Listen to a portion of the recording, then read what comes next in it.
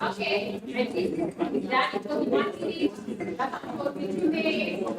So I'm going to start. You don't have to go to the front, but if you want to project, it is okay. But please send your presentation to Daniel. I'm sure all of you have his email.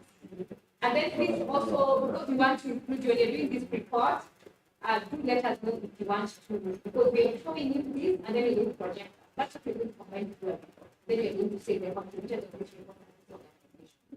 So we need to be there.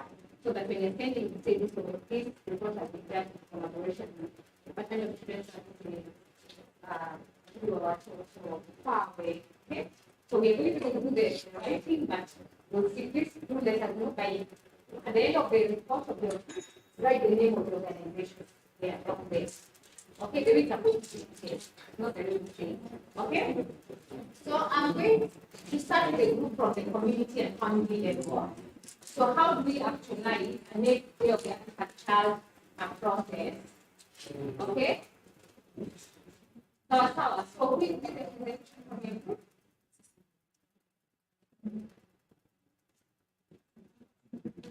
Does she have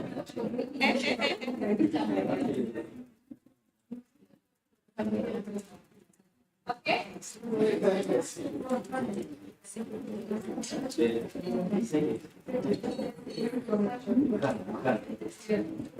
Okay, I can hear you.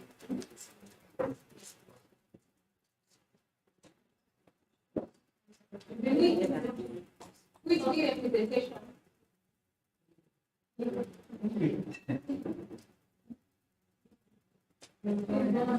Keep going. Okay, go ahead.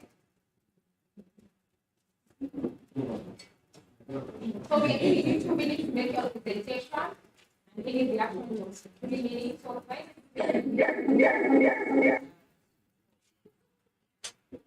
Speed.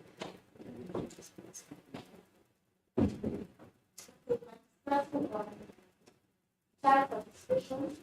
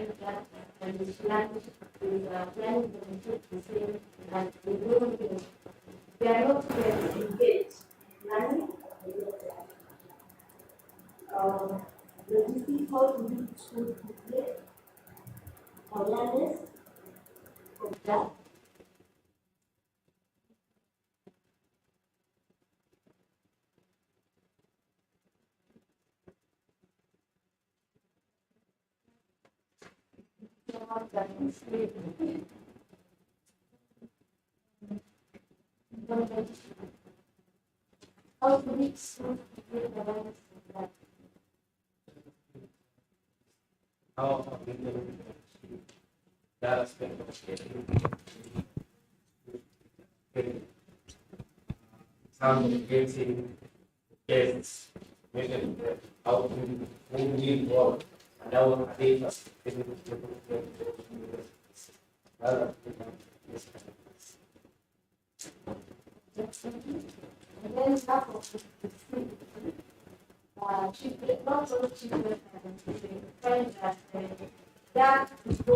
Children from the slum areas. Unapata most children who participate probably are from the eastlands, you see, and these uplands places, not most of the children do participate, and then the disabled and all that. So it needs to be inclusive for all children across the country, regardless of where they stay. Even the street children and all that need to participate in the Day of the African Child. And then allocation of available resources. I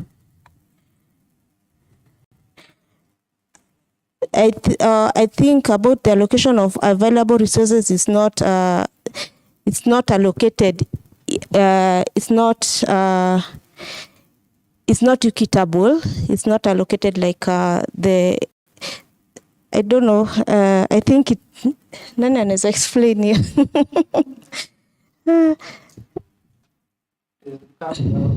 Budget. Talk about budgeting when we have proper budgeting items, implementing those items. So when we allocate resources, some of them are allocated and some are allocated. So there is no equitable allocation to all those items. That becomes a challenge of how we're going to carry. We go, everybody wants to do t-shirts, but when it comes to some other event, they do not want to do the literature, write up to go to schools and all the community to the household level. So there is that lack of proper allocation of resources for all. Thank you. Mobilization. Not all children are well mobilized, especially from schools, and we've recommended that at least mobilization should start from schools, because that is where most, like 100%, 98% of the kids the children belong. So it should start from school. And budgeting, as he had said, it needs to have clear quotes on what needs to for the preparation of the day. Time frame is another challenge. So it affects mobilization of children, and you find that the day is planned on, like, it's planned for very few days or few period of time, and then you find that we are rushing to just complete on the day, and there's nothing much you can do about it. Involvement of children living in the streets also was a challenge, that most of them are not involved. And then these opportunities, availability of different CSOs across the region. There's social media and print media as a means of communication, engaging religious leaders and the Nyumba Kumi initiative, existence of organization working with children living in the street. Some of the recommendation: community sensitization on what the day is about. Have a pre-DAC event with the children and educate them on the day prior to the day. Partnership among the CSOs to visit the schools to create awareness of the Day of the African Child. Involve the security in mobilization. Have a strategy to involve children living in the street during the celebration of DAC. Thank you.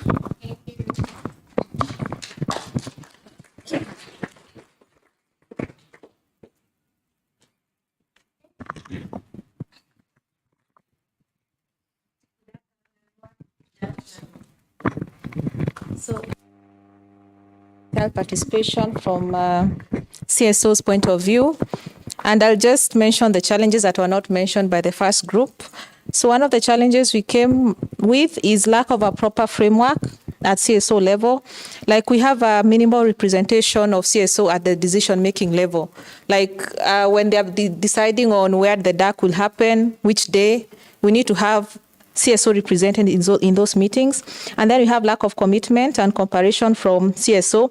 Like, during the planning meetings, you find there are those CSO that are very committed. Then others will come at the last minute and they want to take over the event. That becomes a challenge. Child participation lacks in planning meetings.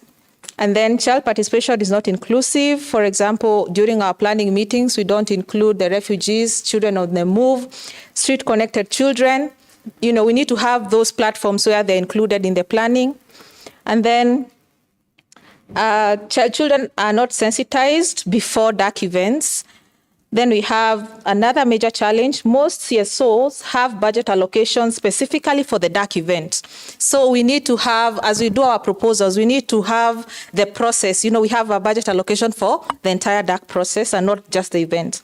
Then when it comes to other challenges, we have minimal time allocated for planning. Maybe we start planning for the DAC event 6 weeks too. And then there is lack of a rapporteur during the DAC event, especially at the county level. And when we don't have a rapporteur, that means you don't have documentation on what happened on that day. We only take photos. We have live stream, for example, but do we really have a rapporteur recording what children are saying? What is the message of the children to the larger community? That becomes a challenge, and it becomes a gap for us. And then moving on to the opportunities, the first opportunities is reaching out to other sectors of the government, such as the Ministry of Education, Ministry of Health, Environment, because we've realized in the previous DAC events, we only work with the social services. That's the children officers, if I'm correct. So you find the Ministry of Education is left out, the health, for example, and we usually have first aid needed during the event. So we need that an opportunity for us to reach out. And then using the institutions that we have to sensitize more on DAC, such as churches, We also, another opportunity is to tap on children events to create awareness on DAC, such as drama, sports, arts. Children usually have these events in their school calendar, and you can use them as platform to create awareness. Then the Kenya Children Assembly can be mandated to spread awareness on DAC, because there was a question raised on what do they do. You know, they can be given that task to spread the knowledge and create awareness on DAC. The human resources we have and the financial resources as CSOs, those are opportunities for the DAC event. And then another opportunity is to tap into our community, local area advisory councils as platforms to create awareness and also for local fundraising. Then when it comes to recommendations, the first recommendation is mapping the resources needed early enough and also encouraging local fundraising. That requires time. Then knowing what each CSO is doing, benchmarking and learning from one another. Because during planning meetings, you might find there are so many, but we spend a lot of time trying to decide where is the venue, who will bring what, because we do not know what we do as CSOs. So if we benchmark early enough, you can be able to approach each other for different resources that we need. And then building awareness among children on DAC, that's a recommendation.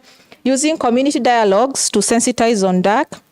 And then another recommendation, government to have a budget allocation for DAC. Because if you ask most of the government officials that come, they usually tell you we don't have a budget for that. So can we push for the government to allocate a small amount for DAC events for the entire process, that is. And then have a steering committee coordinating the planning process and even for sustainability. A committee that will be consistent pre and even after the DAC events. And then documentation of the events of DAC, that's what I mentioned of rapporteuring, and making sure that there's a document that can be sent out to CSOs to use it for fundraising for future events. If we only have photos and maybe a video, you know, that is not enough. We need numbers who came, we need what worked on that day, we need information that as evidence that can be given to donors. And then this documentation can be used to produce IEC materials that is child-friendly.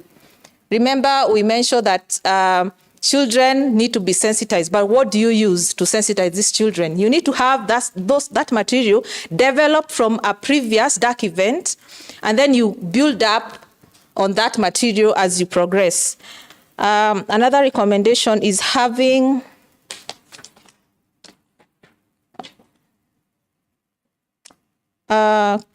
content relevant to the theme. Maybe that is during the day of the celebrations, and then holding the events in venues that can accommodate a large number of people. And then during the events, giving children priority, especially children that are marginalized, and using them to talk to other children. For example, teenage mothers, children with chronic conditions, so that they also feel part of the process. And that is what we had as this group. If I've left something, my members can add. Thank you.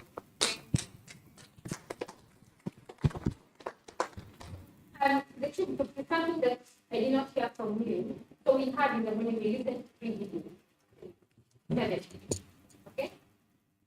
4 from adults, 3 from children. What happens to that information? And that's what the CSOs are saying, we need documentation. I think if we had documentation, how do we monitor these promises by adults?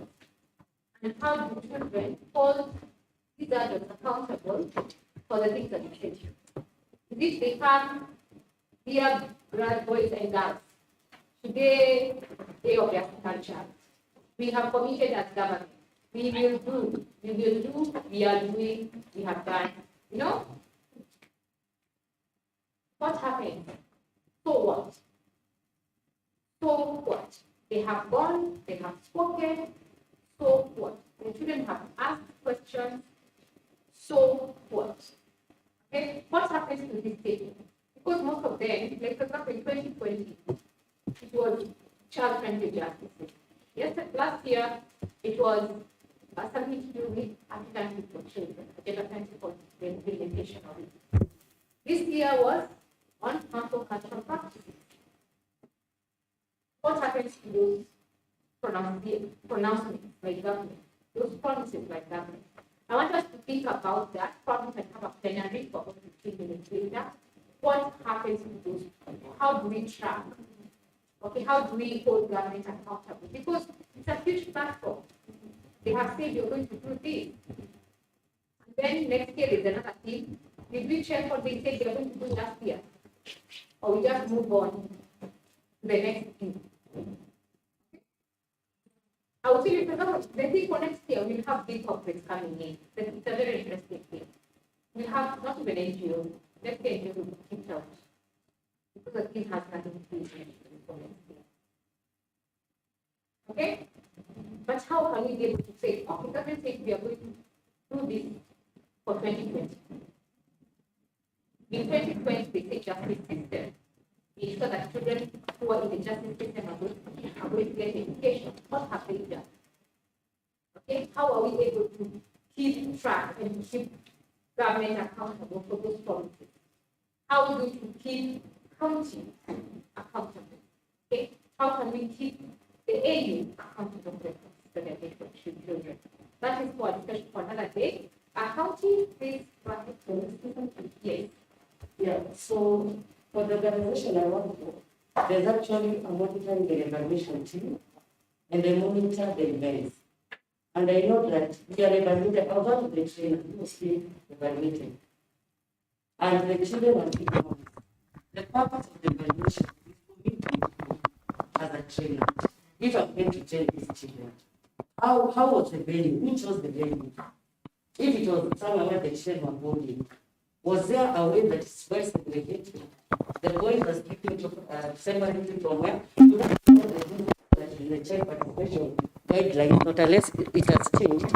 But if my memory is right, that is some of the things that are there. So can we have a way of giving the children an opportunity to evaluate these events there and then, not after they have left? Just come up with a sheet and just tell them, just like this hotel right now, if I want to evaluate them, they just tell me how was the food, and I'm going to write whatever I'm going to write, and then how can we be able to improve, and we take them seriously.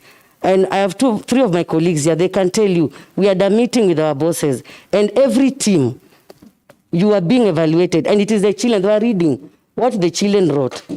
And it really helped us. And we are now looking at how we are going to improve better this financial year. So I think you cannot do events and not monitor or evaluate.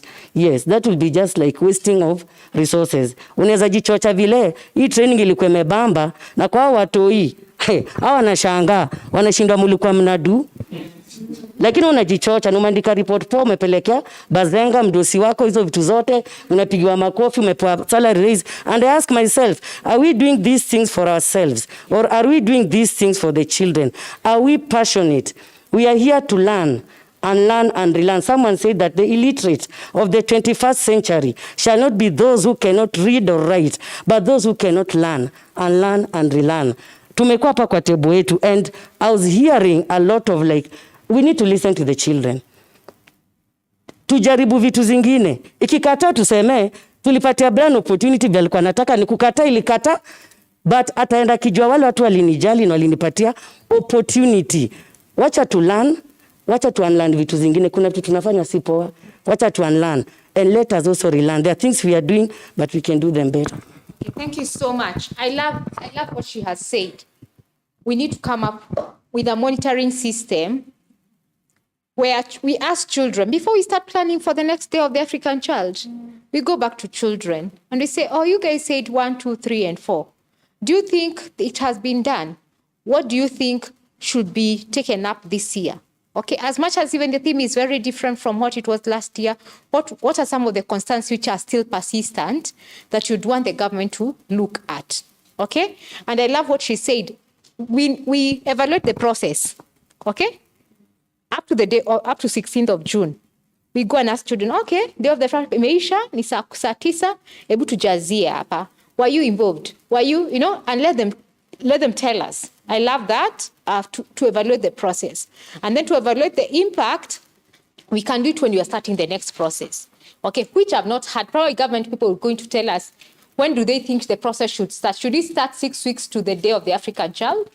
Most of the time, I'll tell you the email comes on 4th of May for planning meeting for the Day of the African Child. Isn't it? It always comes 4th, 5th May. Isn't it? Yeah? It comes, yeah, something 4th, 5th May. That's when it comes, the email. Please join today the meeting for the planning meeting for the Day of the African Child. Okay? But is that a process? What would you recommend? What should be the timeline to ensure it is a process and it's not an event? Okay, this group.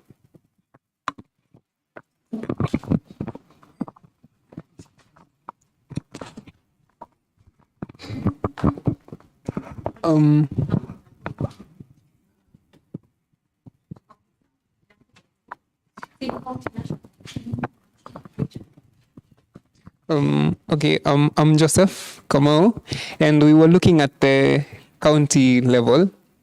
And to start with, even when you take an observation around this room, what you realize is that most of us, we do not uphold the concept of Africanism. So we keep on saying the Day of the African Child, the Day of the African Child. But when we actually attend these events, there is nothing African about us. We wanted to take the Western approach, the speeches, the inauguration, the dressing itself. There is nothing African we are upholding about this event. So let us just start from that point. Can we first actualize this concept of Africanism? Let us uphold our cultures.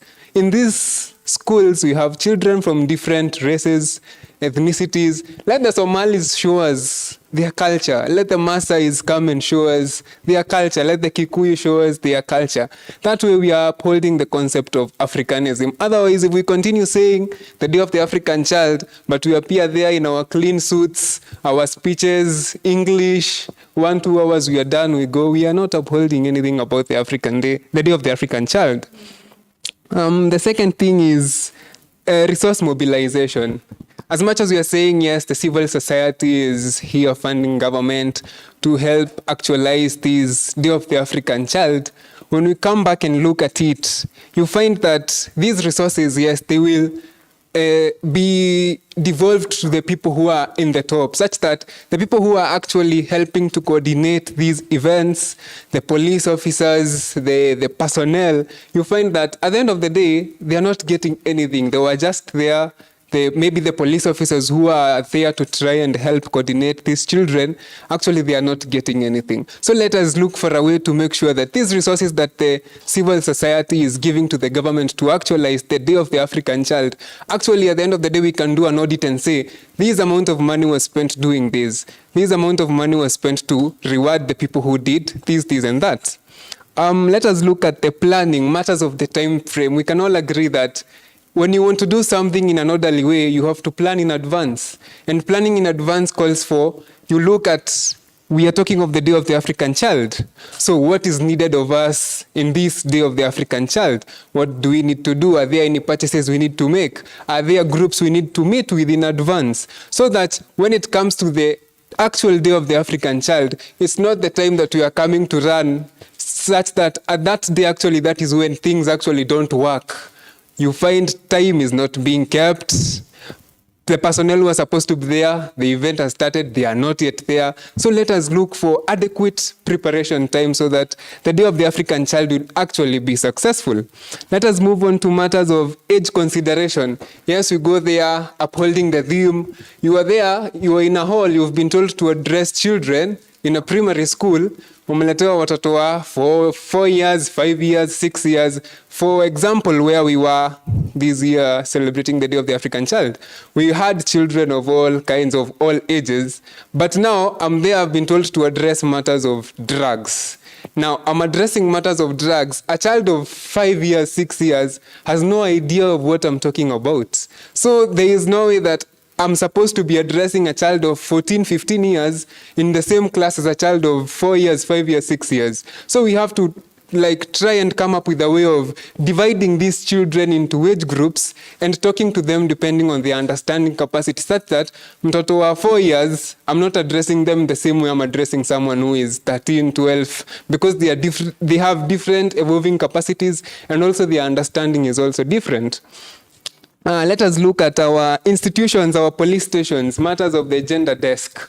You find that when you visit most institutions that are tasked with dealing with the matters of children, up to now, we are still struggling with the matters of the gender desk. You go to many police stations, you'll find that most gender desks, either they don't have the personnel, they don't know the procedure, or even if they know the procedure, it's not being followed. So like the gender desk and children-related institutions should be created in a way that they are enabling these children to even feel safe, they can express themselves. That way we are helping uphold the recommendations, the expectations of the Day of the African Child.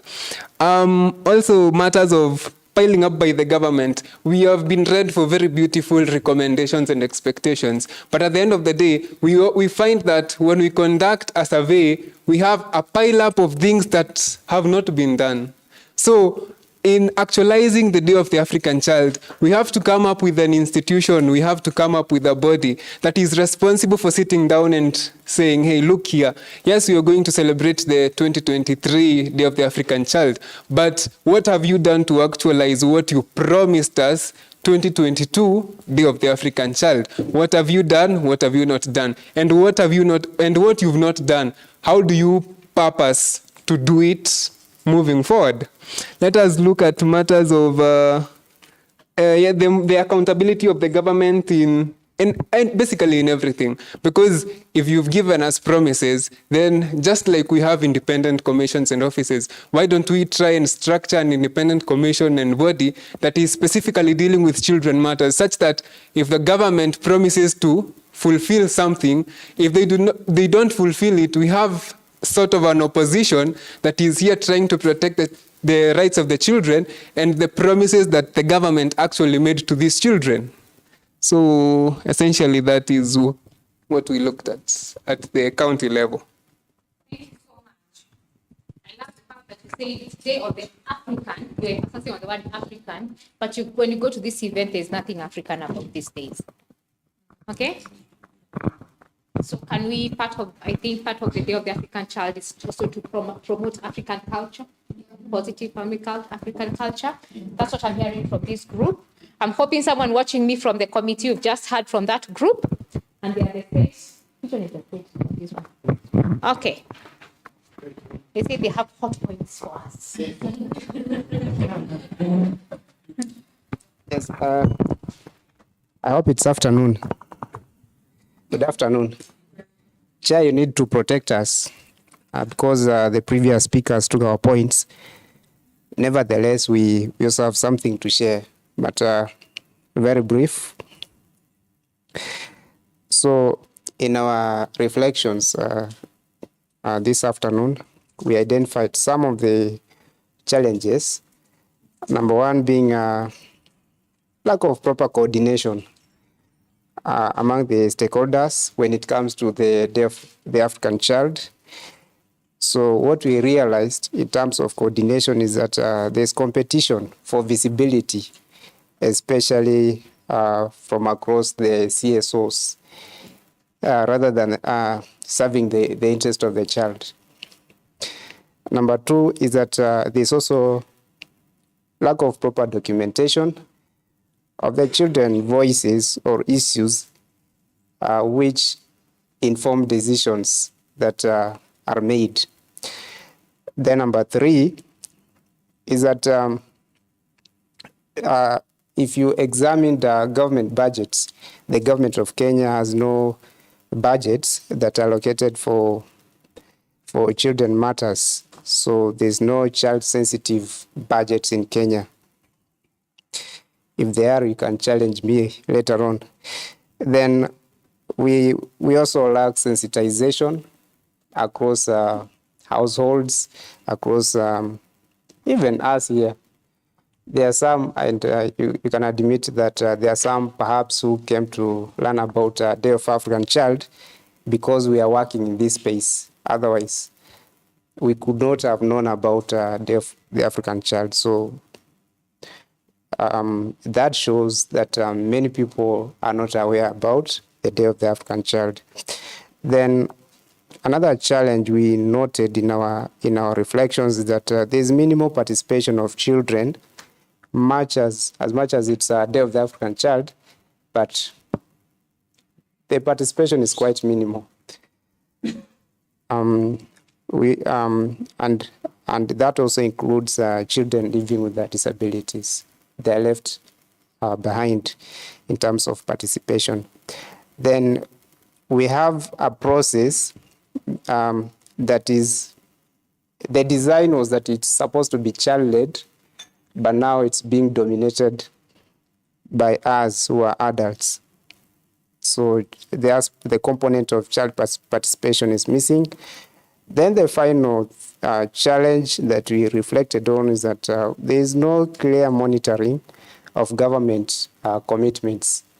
Government is good at making commitments on a number of things, but is there a way we are monitoring these commitments? Is there a way we are giving feedback to the children on the status of implementation of the issues they are raising?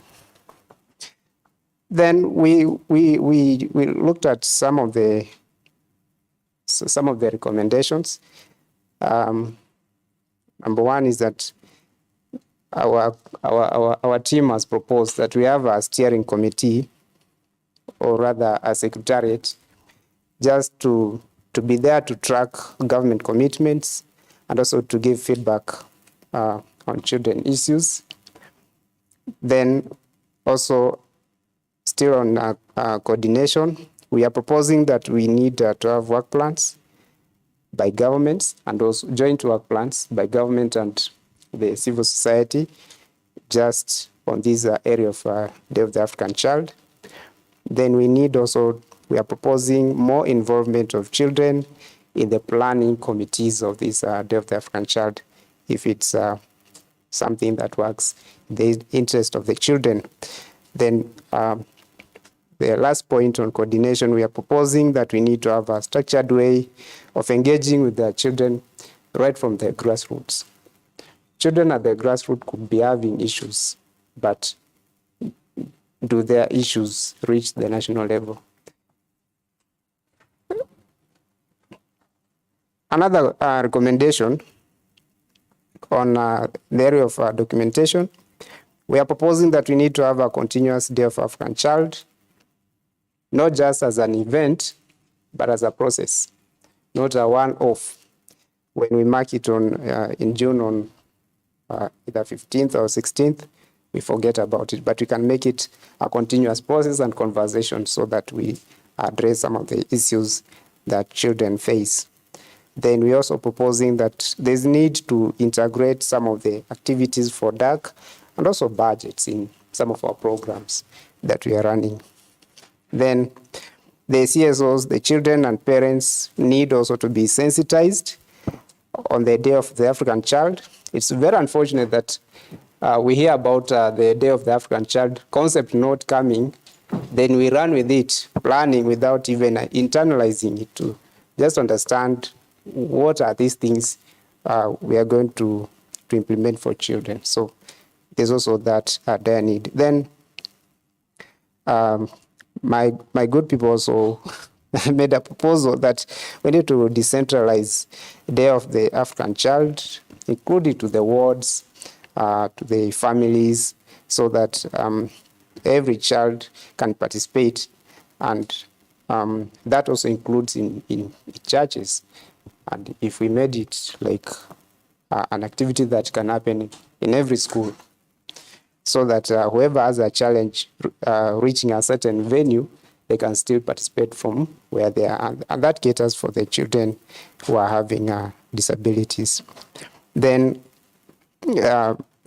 child-led, we are proposing that we need to allow children to take lead of the process, as opposed to what we've seen teachers or their tutors writing their poems, speeches, and also just coaching them to do things.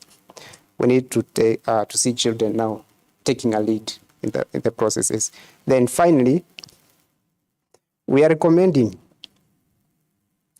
to the government that they need to have an annual status report,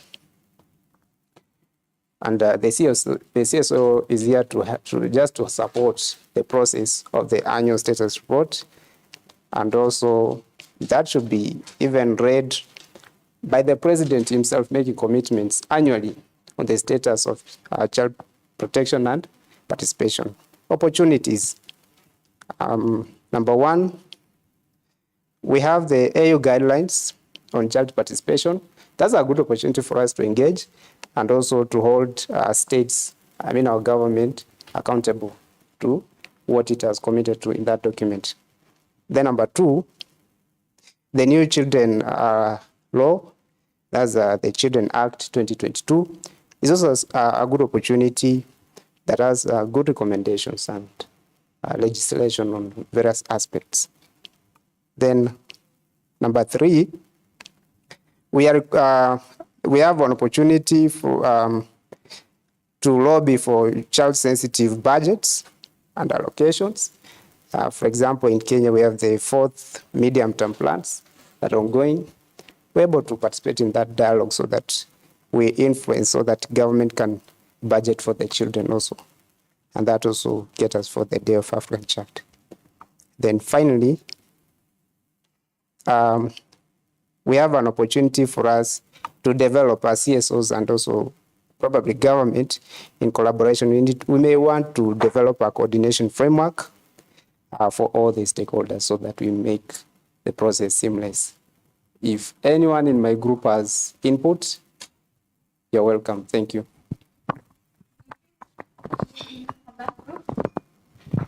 Okay. Any input? Meshika?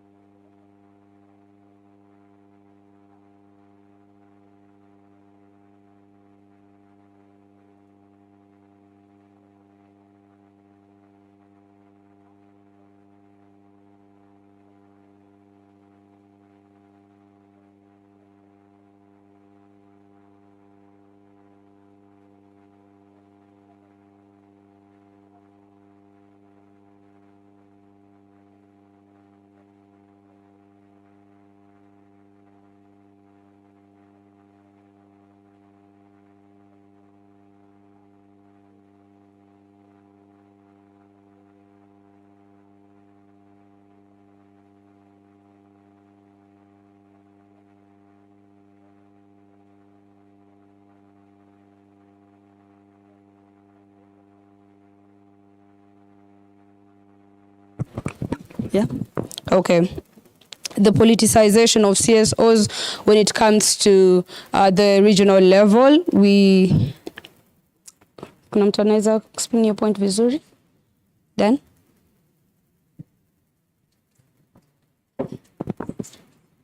Oh yeah, okay. So there's a lot of politics when it comes to the CSOs and how they engage at the regional level. Then we have inclusivity of children. We're talking about children living with disabilities, children in marginalized groups. Then last challenge, we talked about children in the regional level not being aware. So not all children in Africa are aware of the Day of the African Child. So that is a challenge. When it came to the opportunities that we have at the regional level in terms of Day of the African Child, we have CSOs are able to send complimentary reports, which is a good thing. They're allowed to do that. Then we have recommendations from the year's activities should guide the committee for the next year's planning. So once we make recommendations to the committee, they are taken into consideration, which is a good thing. Then 3, sharing reports to the committee from the engagements at the country level directly to the committee, which is a great opportunity. Then we also work the committee as an opportunity for DAC. So the committee being there itself, that's an opportunity for us as for DAC. CSO forum celebrated to mark the Day of the African Child. So we have the CSO forum every year before the Day of the African itself, which is a great opportunity for us when it comes to celebrating the Day of the African Child. Then ASOWAC gives feedback and recommendation, and CSOs can pick this up. And then once we have picked it up as CSOs, we can send it back to the committee, and the committee gives feedback, which is a wonderful thing. Then lastly, child participation guidelines rolled out by the committee of experts at the regional level. So we have a child participation guideline which shows this is the way children can and should participate, which is an opportunity in terms of child participation at the regional level. Our recommendations as a group, we said, let us have a CSO office which is established at the state level where all of us can report to. That would be a great recommendation for us. Then child representation at the committee to be considered. When we're talking about how no one in the committee is, say the age is 60 years, yeah? And we're talking about children. So it would be amazing if we have a child at the committee level, or we have opportunities for children to be at the committee, so that when you talk about themes, when you talk about planning, we have representation there. Not in terms of tokenism, no, we have systems in place. We can talk about grassroots level, kuingia sub-county, county, hivyo, national level, East African, then we go to the African level, whereby children's views are taken and then presented to the committee. And there was an example here, for example, PACLO, the Pan-African Child-Led Organization, which is represented here by Brian. But then it's faced by a lot of challenges, you know, adultism, and there's a lot of challenges around that. And I think it is something we can embrace, because children are put at the forefront. It is a child-led organization. Then yeah, again, recommendation in the themes, planning and celebration, for it to be child-centered. And lastly, sensitization of the communication procedures to children and CSOs. Most of us admitted that we do not know the participation procedure. We do not know the communication procedures, rather, when it comes to participation in the AU level, in the regional level. And children need to be aware that you can actually report and say, during the Day of the African Child, this and this and this happened. And this report can be put forward to the committee of experts at the regional level. So most people do not know this. So sensitization on the communication procedures and child participation guidelines would be amazing as part of the recommendations. Thank you very much. Anyone can add from my group.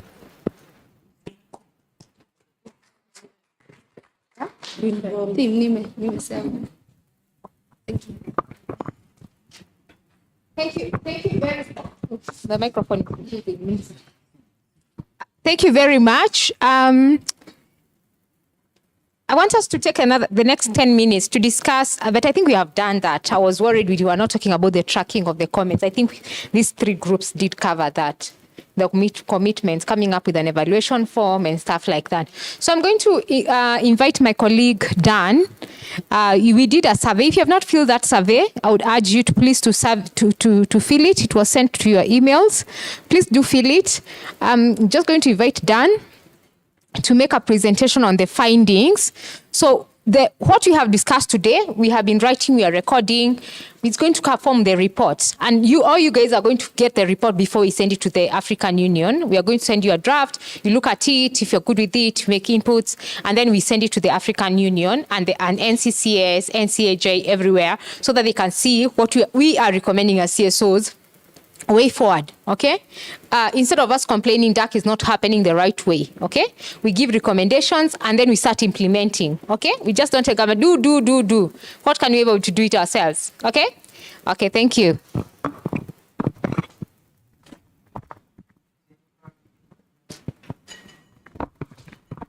Everyone else, good afternoon. Good to put a face to the people we've been interacting on email, and thank you for showing up. I was just telling Jennifer, it's so encouraging. You know, you can plan and organize for a meeting, send out invites, and then find yourself and your colleagues in the room alone. But it's so encouraging to have all of us here today to just reflect on what we've been doing over the years for the children. There's a saying that children... Okay, there was a saying, I believe there's a shift right now, that it takes a village to raise a child. But in the digital era, I always say it takes the globe to raise a child, because we are no longer, children today are so exposed to many things, and they're picking even values and principles from the internet, from the website, basically aided by technology. So we somehow belong, like children, it takes the globe even to raise a child, and it's not an easy task, and we owe children a duty of care and protection, not just by virtue of the positions we hold in our organizations or government, for those coming from the government, but also it's a God-given responsibility, because I believe most of us here are parents. And it's challenging to raise a child and ensure their safety and well-being. And now we have like double responsibilities as parents, as adults in society, but also by virtue of the responsibilities that we have in our various organizations. And I must say we are doing very well, especially as civil society organization. Even from the survey that I'm just going to highlight a few of what came out, that we're doing so well as civil society organizations, especially in Kenya. I see there's unity among civil society organizations in Kenya. Jennifer will tell you we belong to the Continental CSO Forum that brings together civil society organizations across Africa. And there's a lot of issues even in organizing meetings at the continental level, because there's some form of politics, like what came out from that group, from the continental level. Politics, competing, each organization wants to be on the forefront, to steal the limelight, and so if some things or some programs or even projects backfire because of the infighting among civil society organizations. But for Kenya, we are doing so well, especially the last 3 years, and that's why we chose or picked on the last 3 years, 2020, 2021, and 2022. We've been working so well as civil society organizations together, and the government has also been doing so well. And I must appreciate DCS and NCCS. Janet was to come for NCCS, and Isadia was to come, but I can see the representative. And they are doing so well in bringing together civil society organizations. What we can urge them, and maybe what can come out from the recommendations, let's start preparations early. Yes, the government brought us together as civil society organizations, but that was, I think, 2 or 3 weeks to DAC. and we had challenges of mobilizing resources. So maybe a recommendation to the DCS and NCCS, next year, let's start planning early, so that we have enough time to mobilize resources and even to bring more organizations on board. Because as I was sending out invites to different organizations, some of them were not even aware of the activities or the events, or they knew about the Day of the African Child, but were not aware of the activities and the preparations and the planning meetings that were being held. If we start early, say even January, I believe by the time we get to May, we'll have brought on board more organizations, and it will be even easier for you government people to mobilize resources for the event. But if you just begin planning in May, we might not have enough time to do everything that we desire to do. And so we sent out a survey just basically to get to understand the people who are coming in the room, so that we don't maybe share irrelevant things or maybe dive deep into stuff that maybe some organizations have not been are not aware of. And the first question was basically on involvement in DAC events. And of course, we started in 2020, and out of the people in the room today, because those who filled out the form are the ones in the room, for 2020, only 48% of the people in the room participated in the DAC events for 2020. 48%. 51%, or about 52% did not participate in the 2020 DAC celebrations. That was for 2020. Now, as we proceed on to 2021, there was a slight improvement from 48% to 56%. So there has been gradual improvement in participation of civil society organizations in the celebrations in the Day of the African celebrations. 48 for 2020, 56 for 2021, and then this year, 95.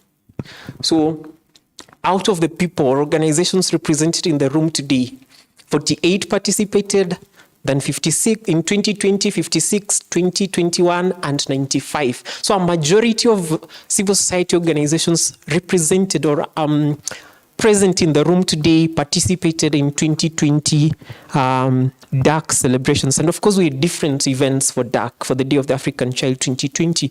We had the county one, we had the civil society organizations ones, I think held at Shauri Moyo, and then we had the national one in Kajiado.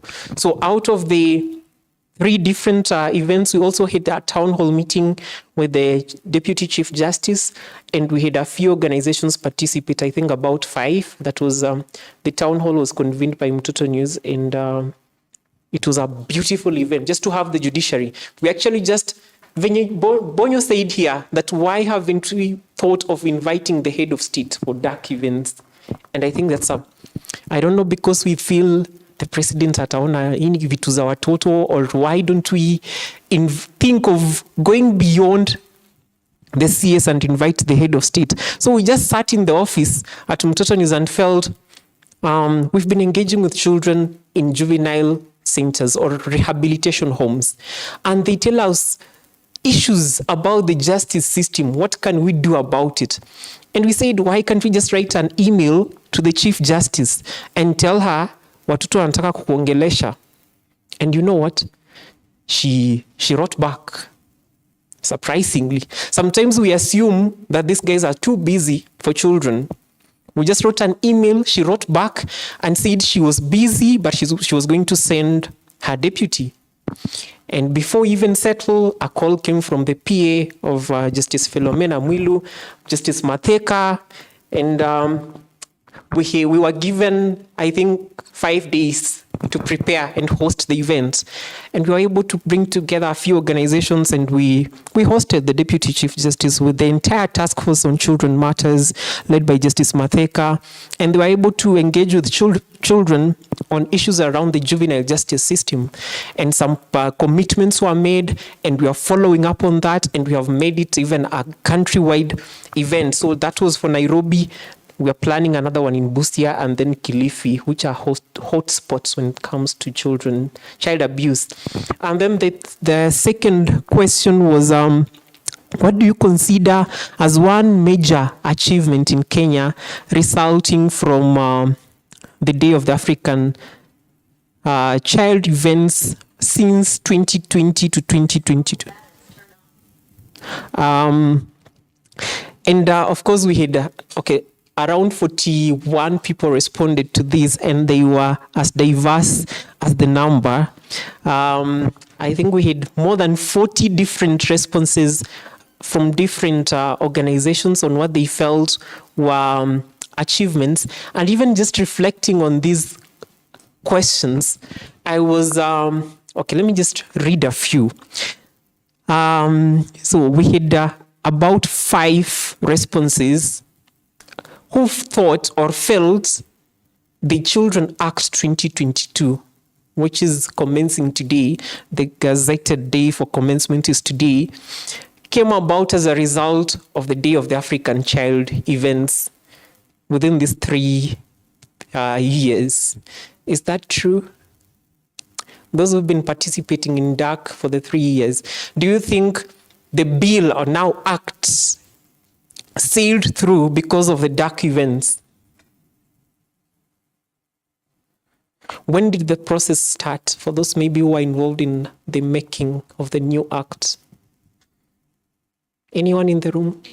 Not you, Jennifer. Anyone in the room who participated at whatever point? None. It has been a long, you participated. When was that?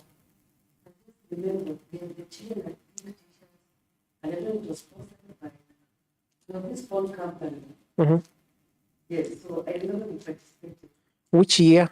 Are you able to remember the year? You can see the process started way back in 2008. Let me help. Actually, 2005. The Children Act of 2001, you can see from the Nisha Sema, after being enacted in 2001, gaps were identified by 2005, and the journey began, which culminated in a new act commencing today. So it has been a process. I know maybe the activities, the events, DAC events provided platforms for government and civil society to call for fast tracking because it has taken ages. There are bills in parliament that take even a week or 2 months, depending on the political goodwill or how it's going to benefit the politicians. But when it comes to matters children, it has taken us more than almost 20 years. Almost 20 years. Jennifer has been part of that process. The bill, I think, was the first one was ready in 2016. 2018, I think, it's when it went to the cabinet. And then it took a year for the cabinet to consider and approve for it to be sent now to parliament. So for a whole year, it was just lying with the cabinet. Then after it was considered and approved, it was sent to parliament. It took another year from 2019 to 2020 for it to be considered by the House Business Committee and tabled for the first reading in 2020. The first reading in 2020, the third reading came in 2022, a whole 2 years in parliament. You can see how I feel like we don't take children matters seriously. So yes, it's true to some extent that DAC activities to some extent provided a platform for different organizations and stakeholders to push the government, especially the minister, the CS and NCCS, to fast track the passage of the children bill. And then there was another one as a major achievement, which I relate to and have mentioned, involvement of more organizations in the mobilization of resources and children. And I think this one has come out from several people. But one of the major achievements was more organizations were involved in the planning, preparations, especially mobilization of children and resources towards the same. So I'll not repeat that because we've mentioned that already in our group work. What do you consider as the greatest role played by the government of Kenya that contributed to the achievement? You have mentioned above And one came out again heavily, that the revitalization of KCA. Several organizations or several people pointed out that revitalization of the Kenya Children Assembly. Now, we've been part of reviving the Kenya Children Assembly. And I wish Janet Mwema was here from NCCS. She had promised to come. I don't know if they're going to follow virtually, but we are going to share with them the report. We acknowledge, of course, the efforts by government to incorporate child participation in their work, especially through the creation and creation of Kenya Children Assembly. But I think as civil society, the Kenya Children Assembly is mostly funded by activities are mostly funded by civil society organizations. There is no budgetary allocation from the government side towards Kenya Children Assembly. And I don't think as civil society organizations, we should just be comfortable and say, okay, as long as the government has provided a platform, it's now our responsibility to provide funds and support the activities. I think we should also call out the government and even push for allocation of resources from the exchequer towards KCA. We should not just be comfortable, I know next year they'll come to us again to support them. Let's not deny them funds, but let's also, especially during the budget making process, call upon the government, or whenever we get opportunities. I wish we even told this to Matheka when she was here, so that she can also push for that through the task force. Now it's a standing committee of the judiciary. It's no longer a task force. It has now been incorporated in the judicial system. It's a standing committee on children, on access to justice by children. So the name has changed. It was gazetted this past week. We can push the agenda through the committee. We can push agenda through any other forum we get with government officials and tell them, it's good that you provided this platform.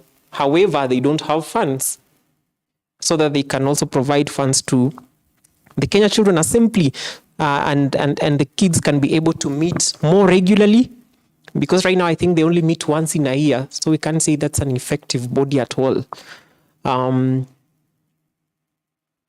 And then coordinating children's services through NCCS and DCS. This one I already acknowledged they're doing so well. Over the last 5 years, I think the children department, DCS and NCCS have come out really strongly. Growing up, I never knew about these entities. And then, I think that's all. What do you consider as the greatest role played by the civil society organizations in Kenya?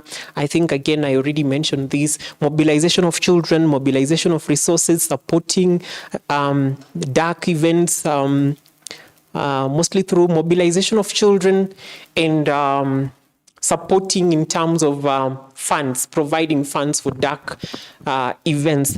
I don't know if there's any money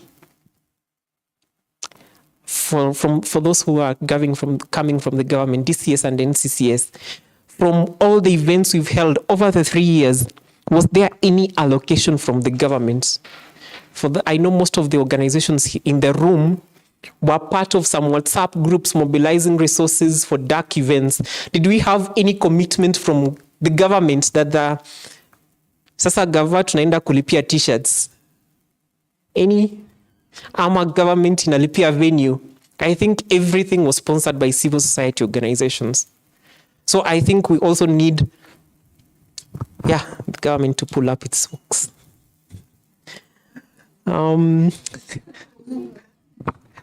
They need to, let's have money allocated to these events. At least we'll know they're serious about that. When they come up with Kenya Children Assembly, allocate funds for that. When they're budgeting for the year, we already know that there's DAC coming in June. So it's only, it should be budgeted for. And then high-level advocacy in raising awareness. Now that's what the civil society organizations are doing: raising awareness, mobilization of children, supporting participation of children, mobilization of resources. So I think that's all that came out. And then capacity building and policy advocacy, and then unity among civil society organizations also came out. Yeah, and then I think the rest are just repeating what we've already shared in our groups. And then this one, rate the participation of children in Kenya in the most recent DAC events in various parts of the country. So 53 of you said it was very good, 53% good. 36% said no, 36% said very good. And then some about 10% said very bad. Okay, I think one mistake we made, Jennifer, we made it anonymous. I wish I was able to know about those who said very bad so that they can tell us the reasons. Any volunteer in the room maybe who felt, who thinks the rate of child participation in DAC events is very bad? Brian, I suspect you. You feel so?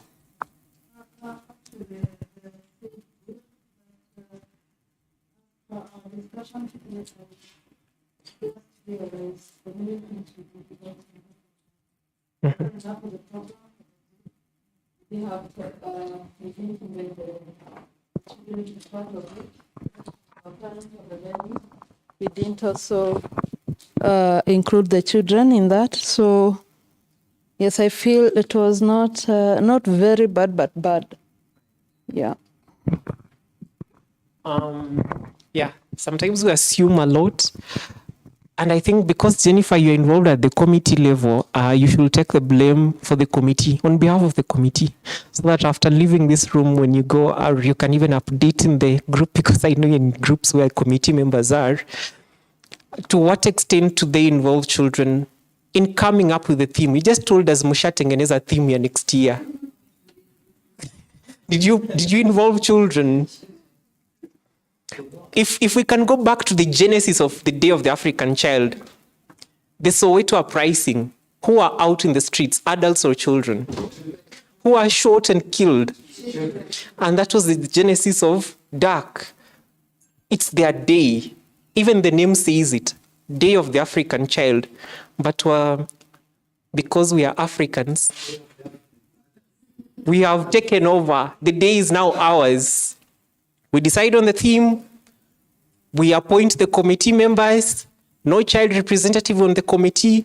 Children don't participate in choosing the committee members. The committee drives the agenda on behalf of children. So we are also failing at the committee level before even it gets down here. And I don't know how receptive, last month we had a webinar with the vice chair of the UN Committee on the Rights of the Child, Professor Jaffe. And Brian was the moderator of the webinar. And Brian told Jaffe that we need a child representative on the UN Committee on the Rights of the Child. And Professor Jaffe himself said, I am not sure my colleagues on the committee will agree to this idea. Imagine. And I was left, reflecting on that statement. But, Professor Jaffe, of course, bought the idea, and he actually he told us the average age of the committee members is about 60. You can imagine. And these are people who are, the current reality. Like, they were children ages ago, before I was born, and they are the ones now driving the agenda on behalf of children without a child representative. And he said, he was not sure the other committee members will agree to the idea of having a child on the committee. So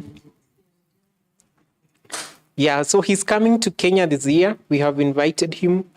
Akikuja tutawaita so that you come and ask him questions. And then, have you ever provided assistance to children to participate in any of the Day of the African events in Kenya? 85% yes. I'm interested in the 15 no's. Like we have people in the room. I'm not pointing at anyone. Let me put down my hand. We have people in the room who didn't support children or let me just say child participation. 15%. I hope as we come out of this room next year, we will do better. so that we can not just support children, but also tell them about, not just support them to participate in the actual event, but also sensitize them so that they can be aware and engage anywhere on any other day. Let's not just wait for the 16th of June. If yes to the above questions, describe any how you assisted, and after analyzing or just going through the 47 responses, what came out clear almost from all the organizations is they either supported in forms of mobilization of children, provision of transport to the venue. Some provided t-shirts, others food, yeah, various form of support towards the day. And then others were there to attend and also support in coordination. Others say they assisted them in preparing the children memorandum and provision of t-shirts. Yeah, hizo too. And then what do you consider as the main challenges around participation of children in DAC events? We had adultism.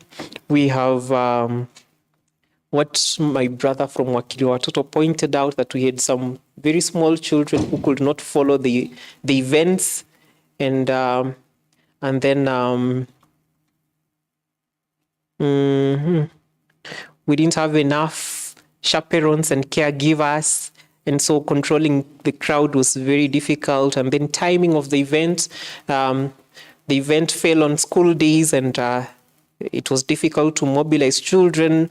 And then transport for children, food, and also sign language for children with disabilities. And that also came out from about 5 organizations, that there was no interpretation or sign language for children with disabilities. So they were not able to follow. There were challenges with finances, mobilization of resources for all the events and activities of the day. And then child participation. Also, another thing that came out from several organizations is that children did not participate fully. Like, we didn't give them time to really express themselves well. Like, even on the day, the center of activities was around the chief guest. Ni siku ya watoto, lakini we are thinking about, is the CS coming? Is Justice Matheka coming? Is the NMS Bandi coming? I think it was Bandi who was invited for the CSO's event, but he didn't even come. Is like the center of attraction and even discussion is who is going to be the chief guest, and you don't even think that a child can be a chief guest. It's the Day of the African Child, but we invite an adult to be the chief guest. And yet we have the Kenya Children Assembly that has the president, has the governors, why can't we be inviting these people, or even the school councils? We have child leaders, they can come as chief guests, and then invite those government people to come in the room and also sit and listen to children as they articulate their issues. So that we remove the attention from the VIPs. Once you have one VIP in the room, the attention shifts.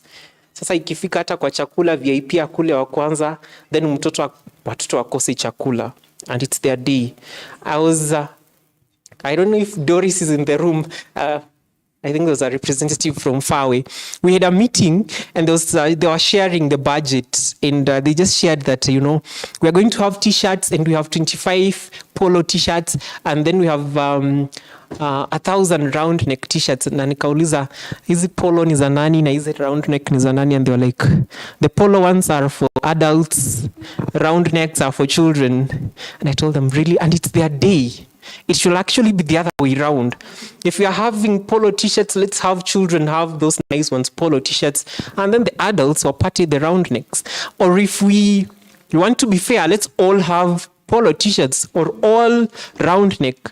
They are not second-class citizens. In any case, it's their day. So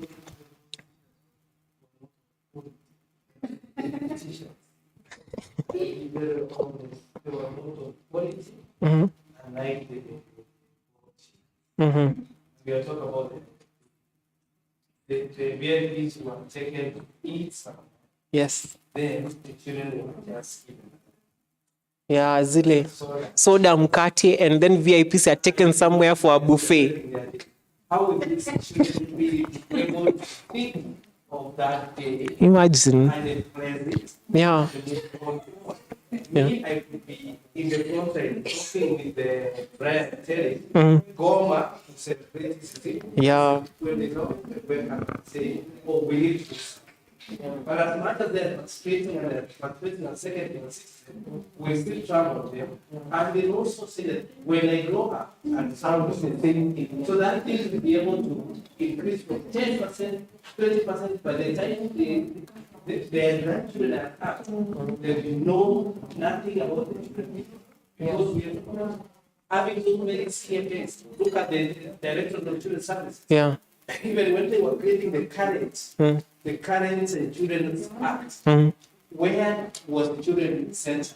It was nowhere. Somebody could sit and think that what he thinks is good for the child is good for them. Yeah. And they create it and they force it down the throat and they tell him you have to swallow it and it has to stay. If you vomit, I kill you. That is it. Yeah, from very simple things. You know, you have a day for children and then you give them soda and bread, wangangane nazo, and then VIPs go somewhere for a full 6-course meal. It's very bad. And what is just shared about the children bill, the development of the Now Children Act.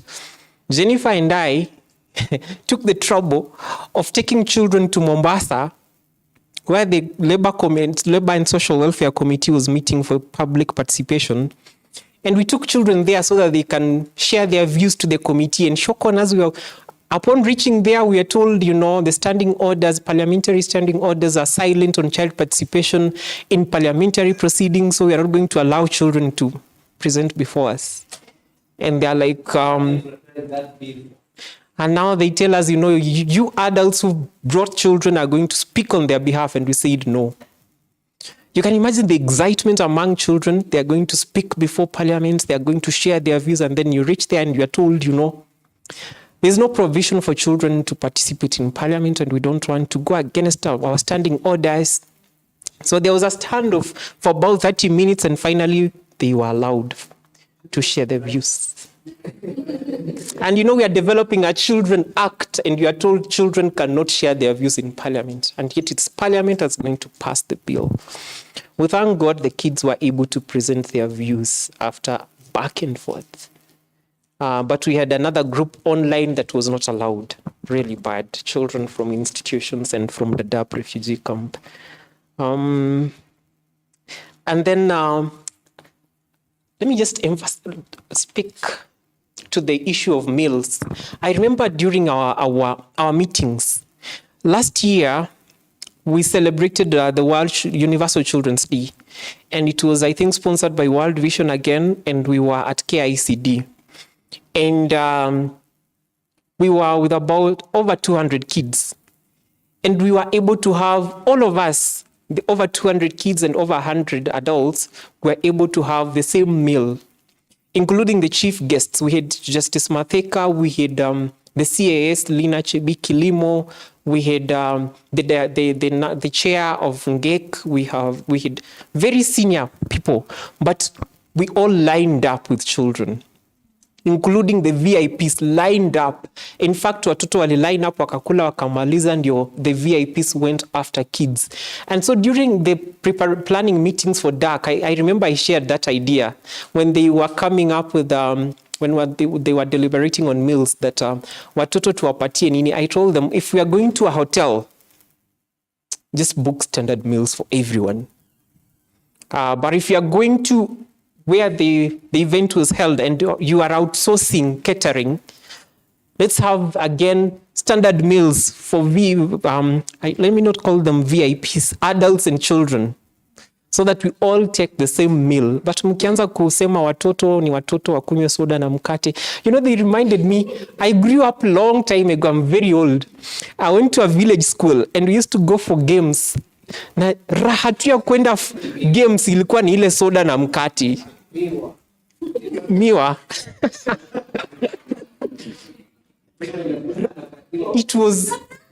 Ingekuwa enzi zetu, I wouldn't have a problem having soda and bread because that was luxury. But today, and in the capital city, imagine umekalisha mtoto from morning to kama saa hii na unampatia soda na mkate. Can you imagine if today you came and the only meal you offered you was bread and soda? Mungekuja kweli next time? Okay. Yeah, anasema tu angeenda after kukula mkate na soda, angerudi afternoon session. And then how can the above challenges be addressed? By allowing, by DCS to engage more partners, collaborative efforts among civil society organizations and government bodies, more engagement, again, the same point. Yeah, I think it speaks to collaboration between civil society organizations and government. Early planning, same thing we've already talked about. Involve children more, need to develop the activity in schools to make it more child-centered. I don't know how possible is it, how can we engage? Because a child is anyone below 18 years. And of course, these ages, where do we expect to find them? School. How can we engage with schools to create awareness around DAC and also involve children more? Because watoto wanapatikana tu shule. So we need to have, and this maybe it's a challenge to DCS and NCCS, how can they work together as the ministry, the line ministry and the Ministry of Education? Because I remember also, this one just reminded me about another activity the DCJ event. We had trouble getting approvals from the Ministry of Education for a DAC event. And you go to the DCS and NCCS and they are also helpless. They also need approval from the Ministry of Education to access children in schools. And that left us wondering how does the two ministries work? Probably they need to engage more, because the Ministry of Education, some officials there don't even know about DAC. So you have to go down to the basics to explain to them what DAC is, how relevant it is for them to allow you to hold an activity with children in school or pull out children from school to attend this event. So there needs to be collaborative efforts between the line ministry of, it's now a very long name, Ministry of Public Service, blah, blah, where your department falls, and the Ministry of Education, so that they are more aware about DAC, because DAC June, most times June, watoto wako shule. And pulling them there needs approval from the Ministry of Education. And if the Ministry of Education officials don't know about it, again, they make it very difficult to access children in schools for the events. And then recommendations to shaongelelea hapa. So I think that's all that came out from the survey. Most of them we already discussed it on in our group work, and I'm going to compile to analyze the data. That was just raw data. I'm going to analyze the data and I'll share with you together with the report.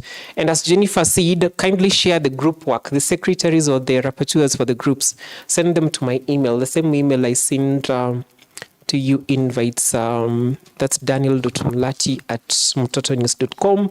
I'll compile a report for today's event and also the analysis of the survey and share with you. And also we shall share with the government and the committee, that's ASEWIC. I'll stop at that and invite Jennifer to come and take us through the last session for today. Thank you so much.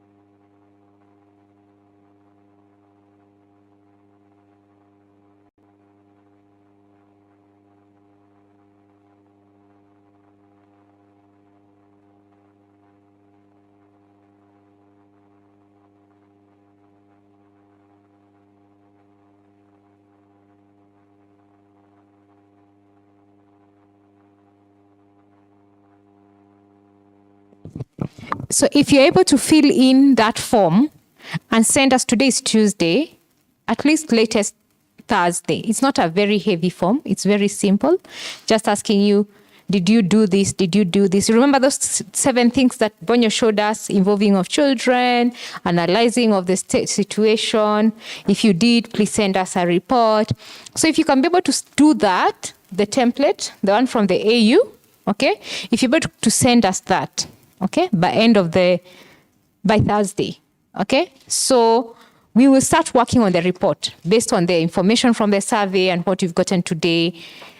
And then whoever would have sent by Thursday, Friday latest, we are going to use that in the report. Okay? Okay. So if we receive your report, it will show that you have been able to, you have accepted to be included as part of the report, because you want to list all the organizations. Okay? We want to list all the organizations who have been involved in developing the DAC CSO report. Okay, let us be the first ones to send this report, because most of the time it's government who send that report. Okay, so we are going to send that one to the government of Kenya. Okay, including Ministry of Education. They really frustrated us this year, and not only like in Total News, even the Ministry of NCCS. Okay, so Dan, I was saying you're going to share the concept note with the, or probably you can just pull out the reporting template for the DAC, the one that has been developed by the committee. And then all of us, please, it's not very long, it's like 2 pages, and it has questions. It's just answering the questions. Okay, did you do this? If you did, how long did it take? You know, and then you give details, and then you go to the next one like that. Okay? So if you send that report, it will show your commitment. Okay? So as you send, please write the person who wants to be to be acknowledged, name of the organization as it appears in your registration. Okay? Okay? So if you can do that, so at least by Tuesday we have a draft. So when Tuesday evening we can send it to you guys to check the draft report, how it looks like, and then Wednesday we can get feedback. By Thursday, by Friday next week we'll have sent it. Okay, because it's way overdue. Okay, because it's required by the committee, and you want to send to NCCS. So as they plan for the next one, because they need to report even themselves, the committee needs to report in September to the AU what they have been doing. Okay, for the day of the, and we want our report to be part of that. Okay, so I know we have 2 pending items, but I'm going to ask Felix to help we plan for the concluding observations. Okay? It's a long one, because you see the same process we have gone through. For the concluding observation, we have to go through the same process. Okay? So let me talk a little bit about the concluding observations. I'm going to... Oh, it's not working. Done. So you can Google the concluding observation for Kenya, and maybe you can just project them. They're quite a number. Okay? So we want to start tracking them. Okay? So we are going to develop a template. We're going to develop a template, and then we're going to also send it to you. And we start tracking the implementation of the concluding observation. So because you really wanted it to go together with the report, I think we will do together. As we are sending the report for the committee, we're also going to send a template for the concluding observation. So you say, for example, Kenya committed to have a new Children's Act. Okay? Has Kenya done that? Kenya committed to reduce the age of criminal responsibility or increase it. Have they done that? They said about this, about birth registration, all these concluding observations. So we also send that. So as we're sending the report, because one thing we want to mention,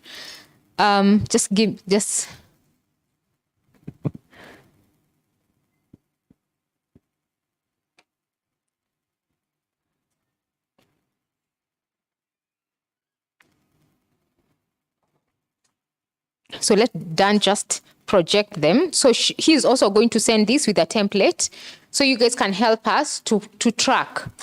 Okay, so as we're sending this report, you're also sending a report on the CSO, from a CSO perspective, what we think the government has done in implementing, okay, the concluding observations.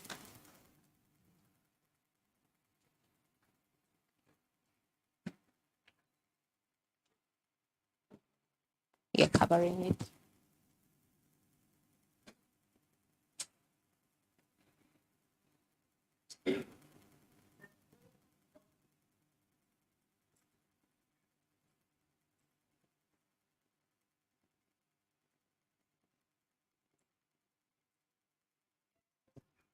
Okay, just scroll up.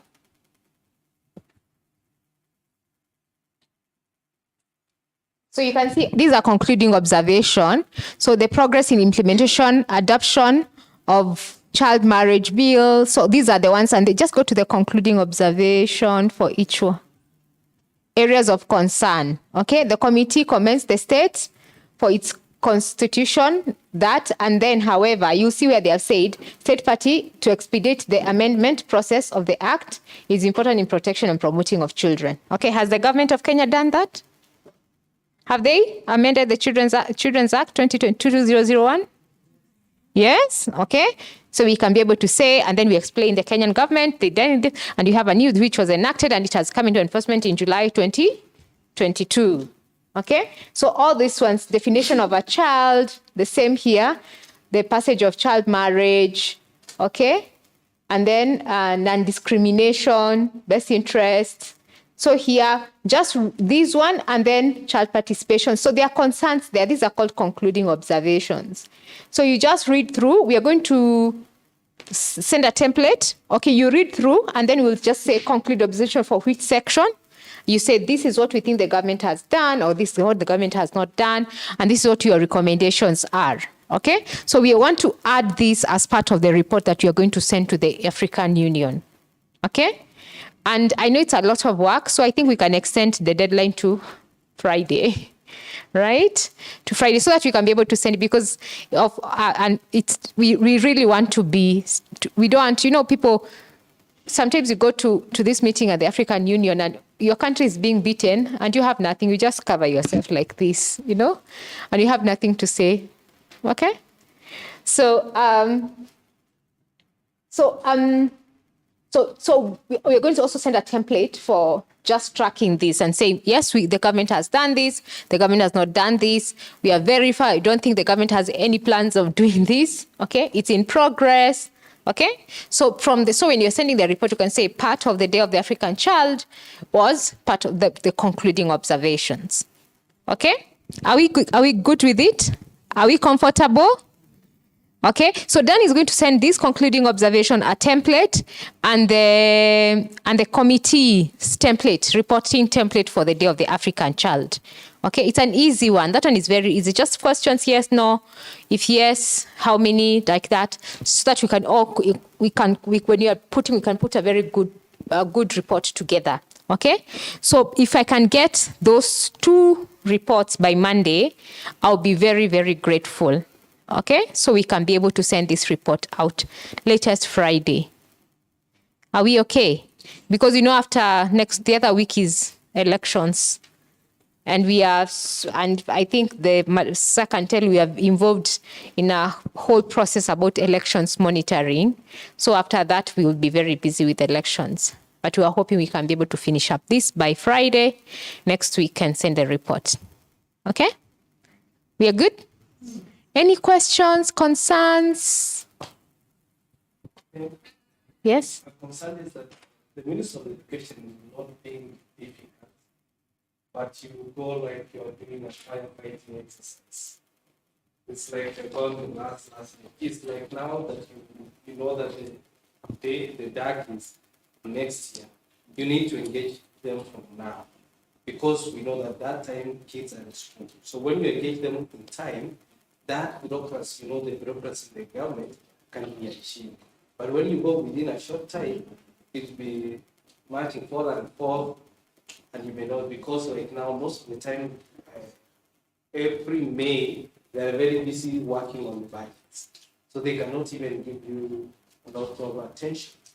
So, but if you engage them from now, they can be able to listen and be able to work on it effectively. So it's important that we do that engagement early so that we don't get disappointed. But because for the word and CSO that I was doing for Nairobi, it was very supportive from the Ministry of Education.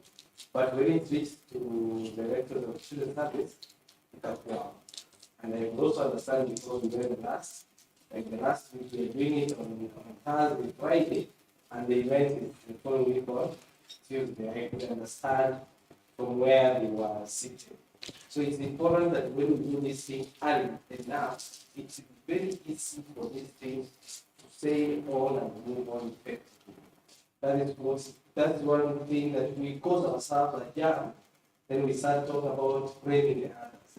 We need to sort out ourselves first before we go to the other end. So once it is sorted from this side is clean, then we can say that we swept our house clean, but then they made sure that the house is not inhabited at any moment. So it's important that we work that way.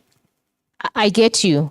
So that's what we are saying. We need a coordinated effort when you're coming to Day of the African Child, because most of the time it becomes a DCS, NCCS thing.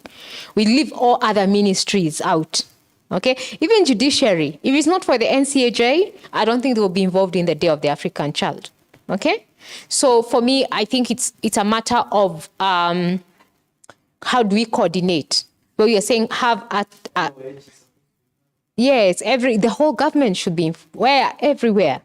Okay, should be involved in the Day of the African Child, because children are everywhere. Okay, someone told me you cannot divide children. See, they say these are national children and these are county children. They are all children.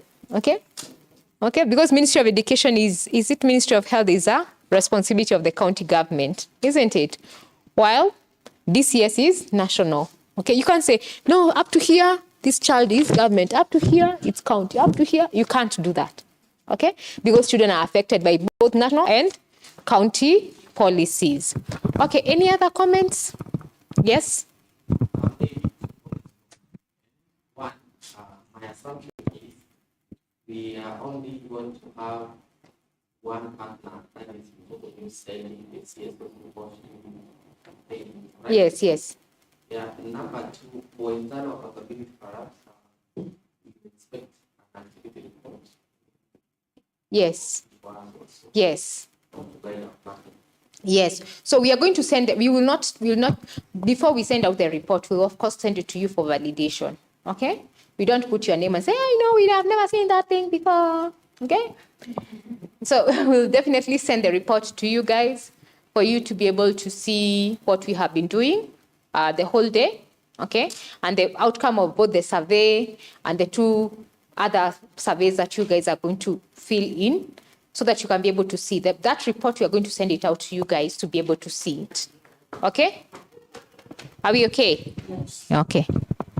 Any more questions? Competent, yes? One confirms this training, the other this session, the other does not confirm. Yes, go ahead. First of all, we appreciate being part of this forum. It was such a big eye-opener for me, bearing in mind that I've been involved in planning for that for many years, but the issue of participation has never come out clearly like it did today. So I really appreciate that.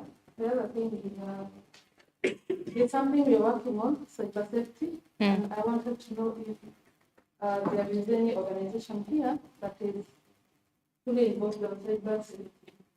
Online safety. For us, we actually, our main office is online. So we are. I don't know anybody else. Anyone else doing online safety? Okay, but I can connect you. We have a WhatsApp group for many people. Talking of that, Day of the African Child theme for 2023 is about digital children and the digital environment. So it's something that is going to be big. So as you plan, start engaging children on that theme. early enough. Let's not wait for May 4th to get an email from either ISADIA or NCCS. Okay, let's start engaging. Let's really understand what does we mean by the digital environment. Okay, it's beyond online safety. It's way bigger than that. Okay, the digital environment is huge. Okay, we're talking about gaming. We're talking about the metaverse. Okay, we're talking about cryptocurrencies. Okay, so let's think about all that. Okay, anything else? So you can talk to Collins or Mora. One of them, they will help you. The ones who Mora leads our online safety work.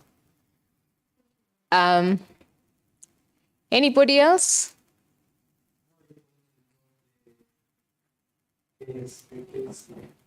KCA, Kenya Children Assembly. Where?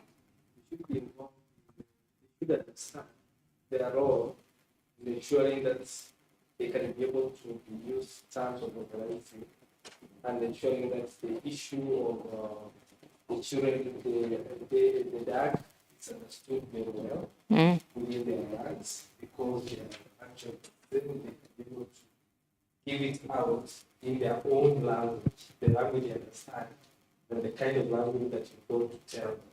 Okay. They have their own language. Then they can be able to understand where they start and where they end. That's also it's important that through CSO, you can push also for the KCA to be allocated funds for other, because when they talk about the Day of the African Child, let's see, when we have the World Health, World AIDS Day, or World Blood Donation Day, there is the ministry has an allocation. How are we going to ensure that these are also given some allocation, even if they may not be enough, yes, but there is some allocation that can be complemented by the CSO funding, so that it can be able to be an event and also involved in identifying or saying that this time we're going to do this. And it's a challenge to all the CSO that when we are talking about DAC, DAC is not in Karagocha, DAC is not in Madare, in Kenya, but DAC is all the African child, regardless of where they come from. But when we talk about that in Karagocha, and every year They go to Karagosho. Imepelekwa Kamkunji, imepelekwa Kibra, then those from other areas will say, okay, hiyo ni siku ya nini ya watoto wa slums. So let's not actually give it that name. Ni siku ya watoto wa slums, sio ya mtoto wa Afrika. Let's have that kind of demystify that kind of information that we have created also at CSO, because we know that if we say that we are going to take it for a budget, every donor will bring a lot of money, because they know that that is our fact. Why can't we say that this time we are going to do it in Western Primary School? That's a good idea. For next year, Nairobi County, sindio? Tuipeleke Westlands, sindio? That's a good idea. But let me tell you, before COVID,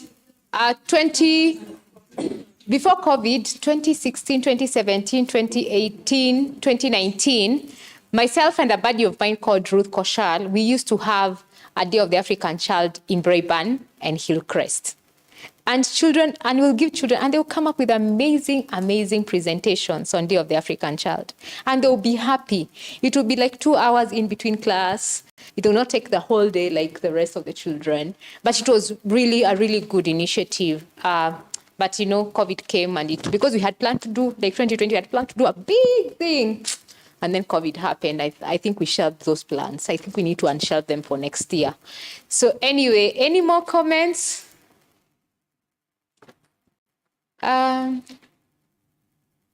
Okay. I'm seeing we have come to an end of our meeting. So please, we need to send this report. Please, we need to send it out. So we can be able to start planning. So I can reassure you, KCA, For us, we are partnered with Department of Children's Services, the county. We have trained almost 100 and, how many 100 and what?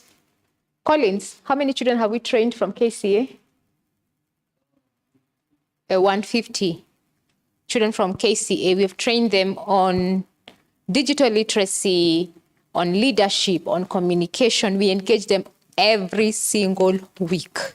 They come to our office. We engage them throughout. So what they do is we engage them for us, and it's a partnership we have with Department of Children's Services. So I think Dan and Mora, during one of those forums, we can start talking to them about the Day of the African Child. Okay, for us, that's a commitment that we have done, because it's a question that children ask us. So we have done this selection. So what? What are we going to do? How are you going to involve us? So we don't want them to just be during those forums for KCA, but throughout, they feel engaged. They feel we are part of this whole process. Okay? Okay? Any more questions? No questions? Yes, yes, yes. Mine is to Yes, you came in late. You didn't dance. My name is Brenda Imani. I work with gender services and representation. Okay. So my question is for the total news. Mm-hmm. Do you have activities that maybe are surrounding children pregnancy? So I'm going to ask those two gentlemen behind there to stand up and respond. What do we do about teen pregnancies? The two guys behind there. So yeah, it is the guys who had those projects. So Collins and Dan. So we have we have actually 5 departments. I come from the child education department, from the news department, also production. So what they do, I don't want to speak because we have someone talk about what they do in terms of producing documentaries. With a recent one, you can direct you to go and watch it on what you just read. But for child participation, what we do, we influence policy around all issues concerning children. So when we have activities with children, we get those issues and they share about with us what you just mentioned, teen pregnancies and all the other issues they face. Then we help them to draft memoranda that we share with the relevant government bodies. So if an issue comes up that relates to teen pregnancy, we look for duty bearers around that issue, because there are many other issues that can lead a child to get such issues. So we help them to draft memoranda, we approach relevant government authorities and then connect them. If it's an issue, maybe an action is needed, we refer them to relevant bodies. If it's a child who comes as a victim of abuse, we refer them, whether it's to DCS or Childline or the police, and then we follow up to ensure that action is taken against the perpetrator. But what we do beyond that, we also compile that into a report that then we share with the relevant government bodies to say, between January and June, we handle these issues, and so we share the report to them so that they are aware of what's happening. They can also include that in the data that influences or informs even resource allocation and all that. So for child participation, because it's around policy, influencing policy, children influencing policy, we get the news, we relay them to the relevant government authorities, and we follow up to ensure action is taken. If it's a policy review, we follow up with that. If it's action to be taken against the perpetrator, or even getting psychosocial support for the child. But then we have the news in production that now brings the issues to light. You can talk about the child-led initiatives that we get, like, for example, the one that is done by, is it Michelle, on teen pregnancy? Yes. We also have child-led initiatives. So one of another thing we do in our child participation department is to support child-led initiatives. Like we supported at the Brian to establish a Pan-African child organization that is actually across the continent. So we have children from across Africa coming together, joining forces and pushing their agenda. But we also support local children or local initiatives made by children.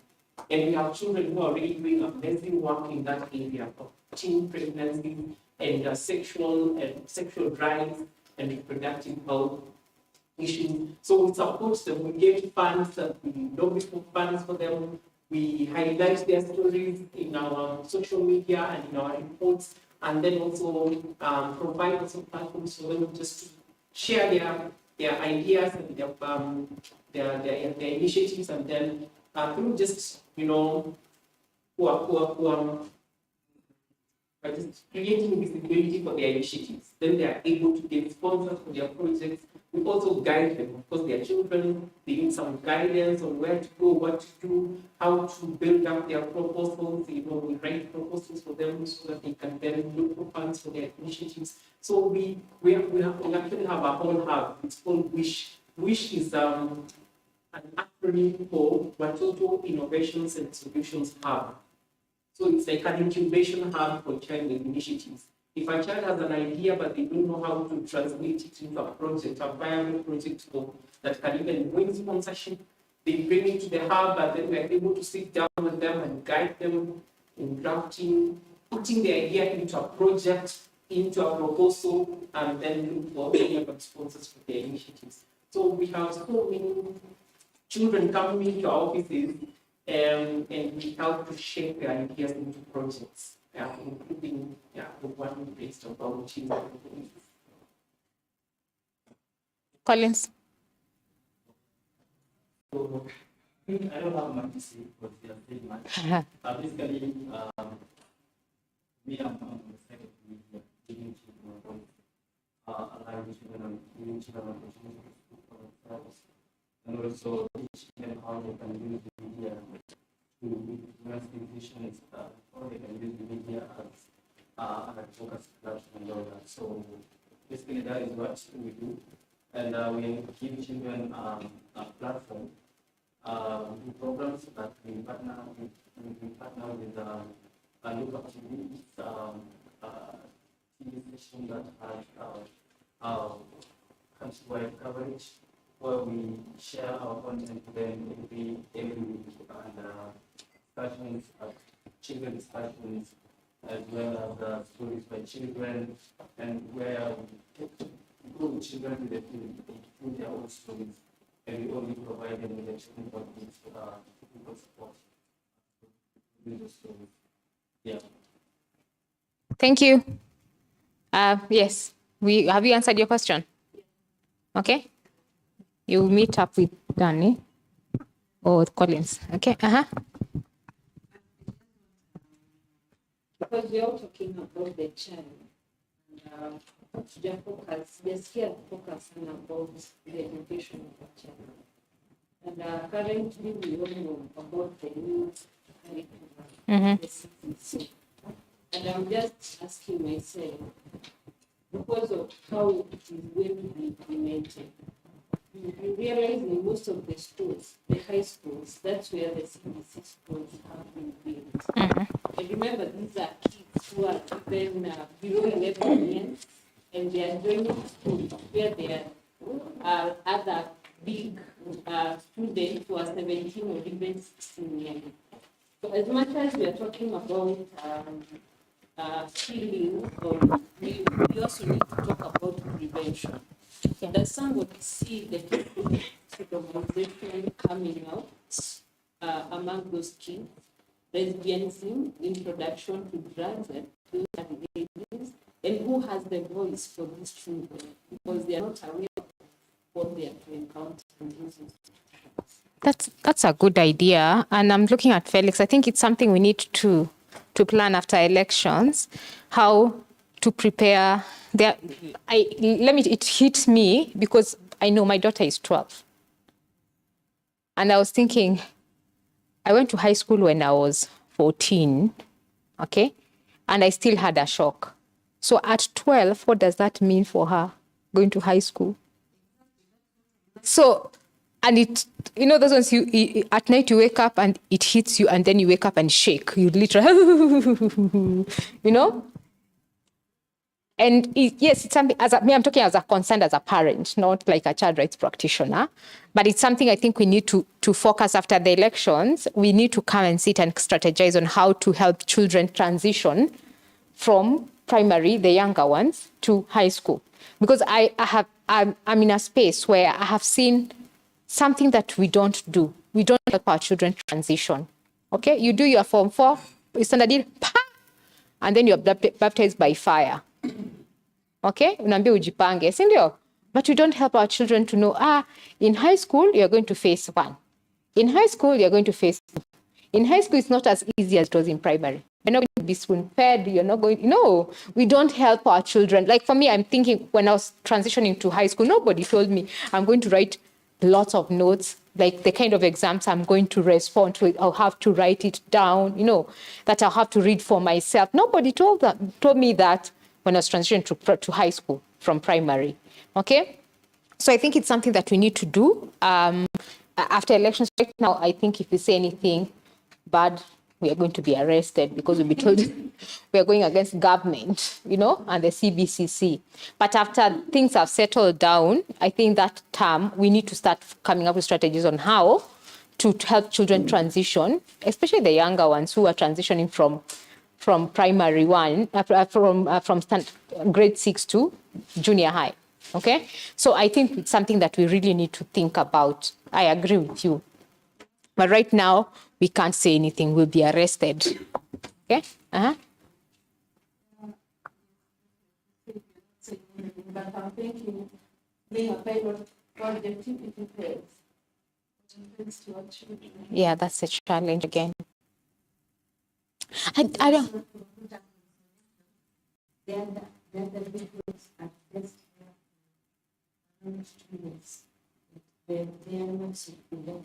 school. They can comfortably go with the situation they were with the parents. Just for the situation. Yes. No, but no, there's standard 8 also. There's standard 8.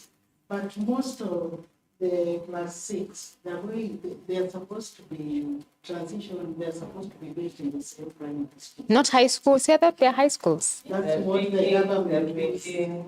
Yeah, chosen. They're fixing their schools for next month. So it is not a matter of being sitting in the same area.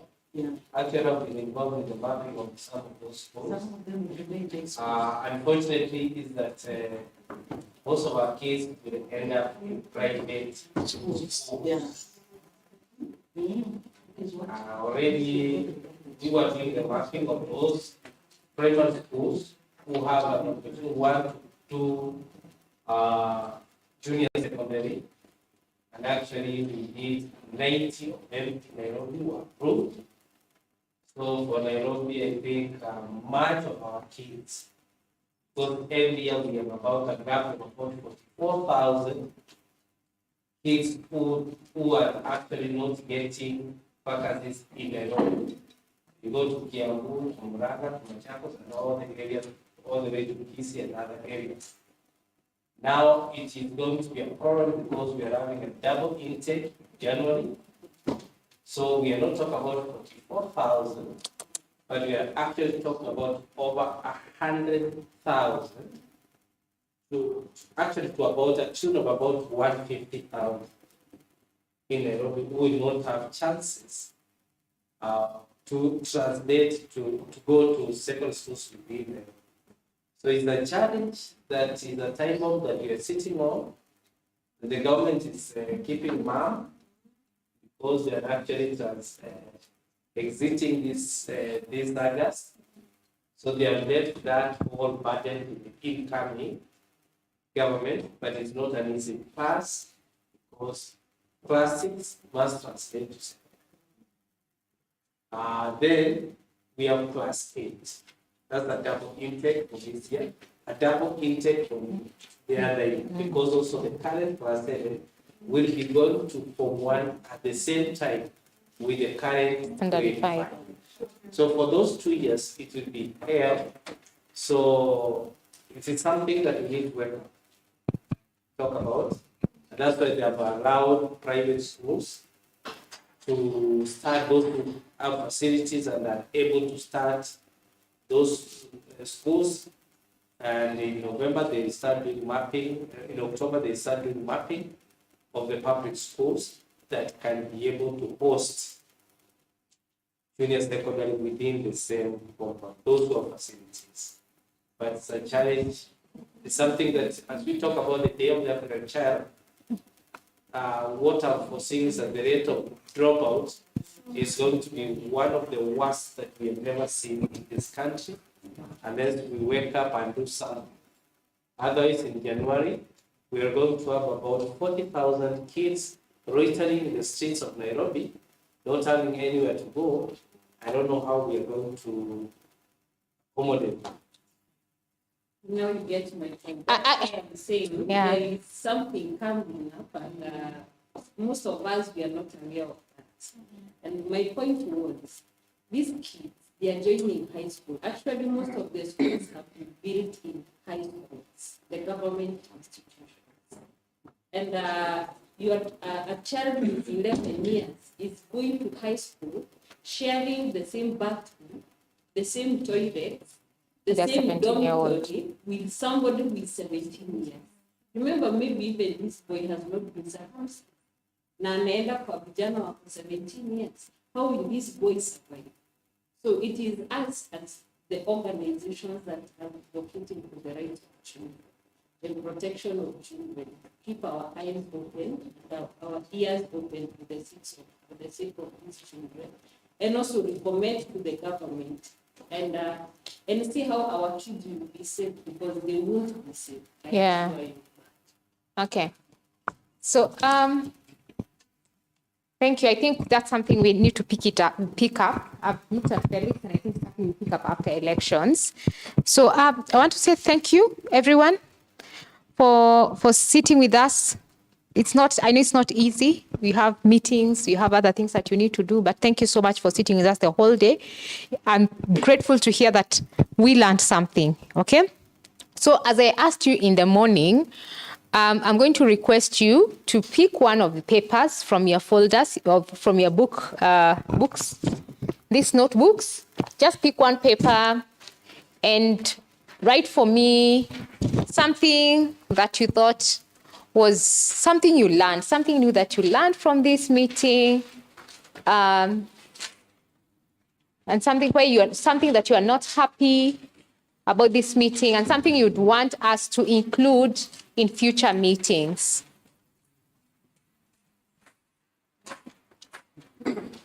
And then you can drop them with Dan as you go out. There's tea. There's 4 o'clock tea. Is it 5 o'clock? And I'm going to request one of us to pray. Why, if you have not registered, why? So if you have not registered, please, if you have not registered, please, if you have not registered, please register. Because lunch had 50 people, and we just realized only 30 people have registered. So there are those of us who have not registered.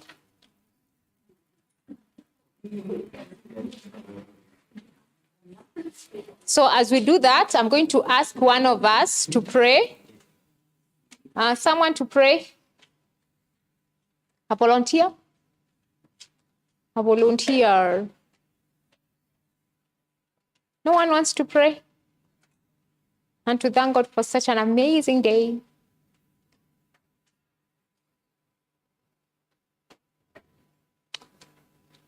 I pick up. Who?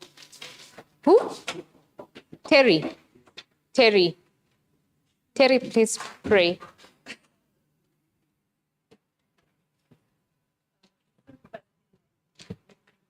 Let's pray, and then we can continue so that we don't, yeah. So let us begin.